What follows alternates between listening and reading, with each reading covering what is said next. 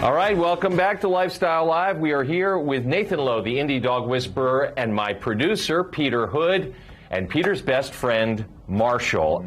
And just to kind of set the stage here, one of the problems that we're having with Marshall is that when he encounters other dogs, and the way Peter described it to me, I thought it was maybe fear, but you say it's actually more on the aggression side. Right. So the little clip I saw, and we have that clip queued up, right? Yeah. The clip I saw, what I saw in that, Peter, is that he is treating it as a threat, but it's not out of fear. It's out of you will leave, right? Yeah. Okay. So just because something is a threat to a dog doesn't mean they're afraid of it. They could be actually aggressive toward it to get rid of it. I think that's a good place for us to cue the video and take a look at what we're describing.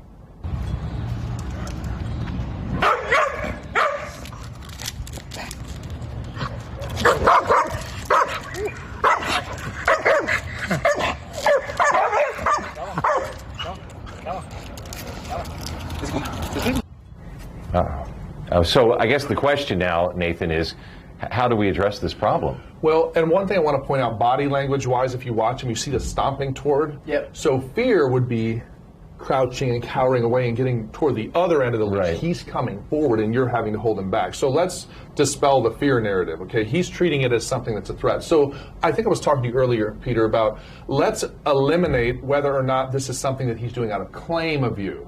Okay, so if he's claiming you, he's going to want to ward a dog away from you. But if it's not that, and how I would test that, Peter, I would have someone else walk him. Okay. And you watch from the window and have another dog. Set it up so another dog's coming. If he does the exact same thing, then we know it's not related to a claiming behavior. It's just an issue he is having with other dogs. Yeah. If that's the case, then what we're going to do is we're going to set it up so that we claim other dogs. Yeah. Okay, and I can show you how to do that, but basically in the green room here, I showed you how to claim something when Marshall was trying to smell the plastic. Get big and... Get in front and walk toward him. So you might even have your wife hold him and you stand in front of the other dog and come at Marshall and back off and say, Yeah.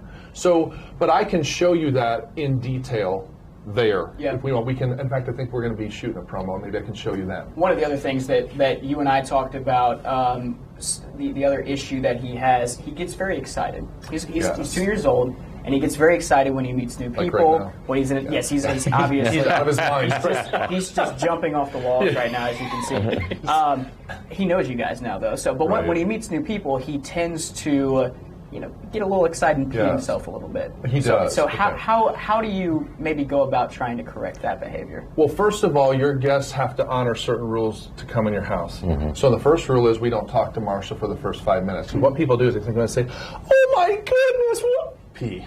Right? Yep. Excitement. So a lot of dogs do excited pee. All right. So the first key is have people just come and say, "Hi guys," give you and your wife a hug, leave him alone. If he comes up and ask for some space, step in front of your guest, say, "Bud, back off," and let the room come down a little where he's not trying to do a claim behavior on anybody and he's calm, then he can be reached for. But even then, people have to watch out for that. Hi!